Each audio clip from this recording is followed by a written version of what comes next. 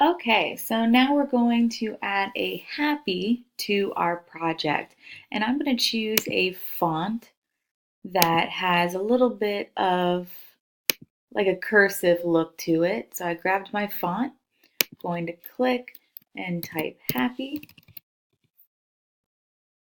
And now I'm going to just tweak where I have it placed. That's up to you. I am going to put a slight turn to it. So I'm going to do Control T, or on an Apple, it's Command T. And I'm going to come to the outside corner and wait till I get those curved arrows and click and drag till I'm happy with it. Once I'm happy, I'm going to go ahead and hit enter to apply my changes. And now what's nice is now that we have these effects already on the Valentine's Day layer, we can go ahead and just copy and paste those. So I'm going to right click on my Valentine's Day and I'm going to copy layer style. I'm going to click on the happy layer, right click again, and go down to paste layer style. And that way it applies all those style effects without having to redo them all. To me, this is a little high up on my project, so I'm going to have the happy selected, hold shift, click Valentine's Day, and I'm going to go ahead and click and drag it down a little bit. That way I have room for other things. All right. So now that we have that, we're going to go ahead and add a little heart. So I'm going to come over to my shape tool. Right now my custom shape tool is selected. If yours is not, go ahead and right click and grab custom shape tool. Up here in our options bar, I already have my fill color as my foreground color, the brown, light brown. And I have my shape selected of a heart. If you don't have that, if you just click down, you can find it here, or in the settings wheel, you can add different shape menus. So now that I have my heart selected, I'm just going to click and drag, and now you can make it, a long, kind of like a fat heart, whatever you'd like. So once you're happy with it, you can release. I'm going to grab my move tool, going to click and drag it. Really, you can put this wherever you'd like. And again, I'm going to do Control T, or on a Mac, Command T. I'm going to shift and change that angle a little bit, place it where I'd like it. And now that we've already copied those layer styles once, now we can just right click on shape 1 and go right to paste. So now we have like a little chocolate heart. And again, that can be placed anywhere you'd like it to be. We're going to add a heart with like a cupid cut out of it. So I'm going to go to File, Open. I'm going to grab my Cupid Photoshop file. And you see that there is a checkered background. That means it is a transparent background. There is no background, and all we have is this symbol. So I have my move tool selected. So I'm just going to click and drag this to my project and bring it down and let go. Now it's going to start off kind of small. So I'm going to do Control T or Command T on a Mac, hold Shift, and resize it to when I'm happy. And I'm going to let go, hit enter when I'm happy with the size.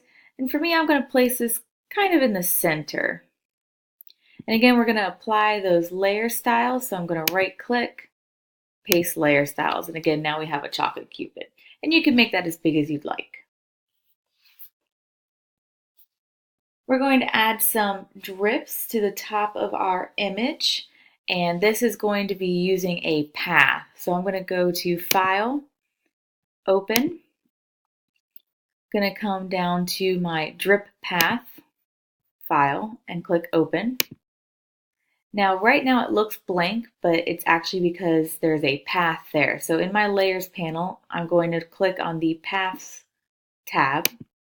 And now you can kind of see that there is something there. So with this selected, you can use your tools down here at the bottom where this is your lotus selection, stroke a path, different things like that. But I'm going to right click it and do make selection.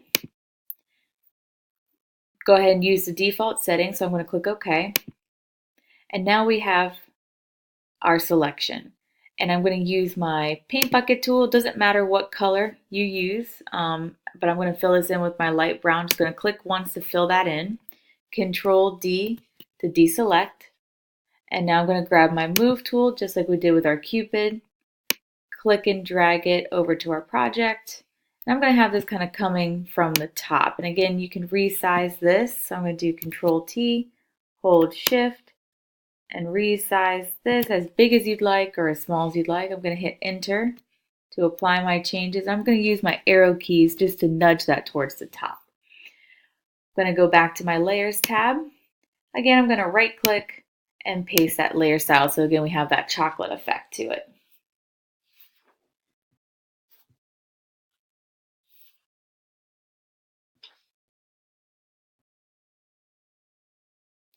So now we're going to add some splatters to the bottom of our picture. So I'm going to go to File, Open, and I'm going to grab my chocolate drops. So I have a bunch of different drops here. We've got some melted chocolate, we've got all the little drops, and then we have some chocolate for some cherries that we're going to get to as well. So the first one I'm going to bring in is just the melted chocolate. So with my move tool, I'm going to click and drag on my melted chocolate, bring it into my project, Control T or Command T on a Mac, and again I'm just going to resize this as big or small as I'd like. Hit Enter to apply my changes. And now you can see right now it's covering up Valentine's Day. So I'm going to move my layer so that it is behind or underneath the Valentine's Day. So I'm going to click the melted chocolate and drag it down above my background, but underneath my Valentine's Day. So now that's in the background. And again, you can use your arrow keys to nudge this exactly where you want it. I'm going to kind of place it right there for me, kind of in the center. And I'm going to right click on my melted chocolate layer and paste my layer styles again. So now again, we have that chocolate effect.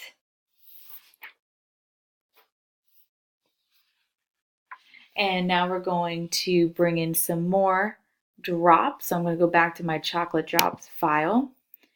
And I have a folder here that has all those drops, but we want to move those all at once. So I'm going to select drop 20, scroll down to drop 1, but I'm going to hold shift and click drop 1. So that way I have all these selected.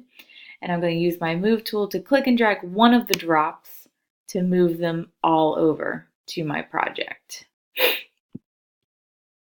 So again, they're going to start off really small, so I'm going to do Control T, and because I haven't deselected any of the layers, it's going to change all the sizes to start. And wherever you place these is up to you.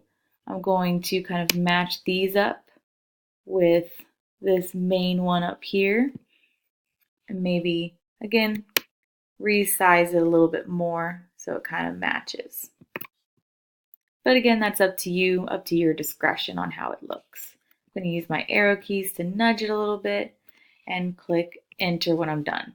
Now that I have these, I can go ahead and add a group. So I'm going to click on drop 20, make a group by clicking the folder at the bottom of my layers panel. I'm going to rename this by double clicking group 1. I'm going to call it drops. Again, I'm going to click on drop 20, scroll down to drop 1, hold shift and click on drop 1. And now we're going to just click and drag all of these into our folder. So now we can hide that folder so we don't have to see all those drops. Also, we can right click, paste layer style, so it applies to all of our drops, so we don't have to go through and do that to 20 different drop layers. We're going to add our cherries as well. So I'm going to go to File, Open, grab our cherries JPEG and open that.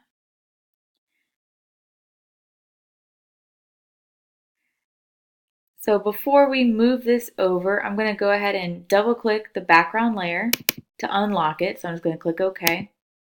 And I'm just going to get rid of my background really quick. So I'm going to grab my magic wand tool. I'm going to click once on the gray background, hit delete on my keyboard, click within the cherry stems, hit delete, click at the bottom, looks good, so I'm going to hit delete. And I'm going to go in between the cherries as well, hit delete. Now mine seems to be selecting it very well, but double check your selections before you delete. Make sure you're not accidentally deleting any part of your cherries. Now we have this little shadow line, so I'm going to grab my eraser tool. I'm going to make this a little bit bigger, and then I'm just going to click and drag to get rid of that last and final line. There we go. So now I'm going to grab my move tool. I'm going to click and drag my cherries to my project and bring them in.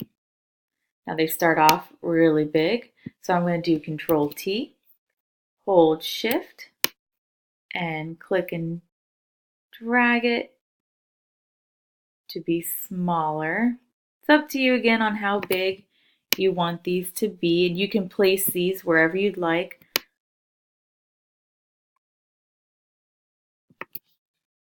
There we go. So I'm going to kind of place these in front of my Valentine's Day. I'm going to hit enter. And now that I've done this, I actually want to go back and move my melted chocolate a little bit. So I'm going to use my arrow keys to bring forward that melted chocolate. I do not want my cherry stems to get cut off with that text. So my cherries are my layer 2, but before I forget, I'm going to double click layer 2, call it cherries. And now I'm going to click and drag this above the Valentine's Day so it's not being hidden by the text. And now for our last part, I'm going to grab my chocolate drops file, going to click on the chocolate for cherries. With my move tool selected, I'm going to click and drag this over to my project, bring it in. Now I'm going to Control plus sign to zoom in a little bit. I'm going to Control T to resize that chocolate.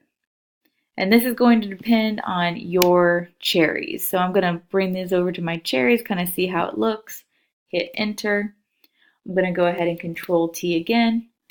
Make it a little bit bigger so it really looks like those cherries are in the chocolate. Hit enter. I'm going to place them using my arrow keys, and now I'm going to right click on my chocolate for cherries, paste that layer style, and now it looks like my cherries are actually in the chocolate.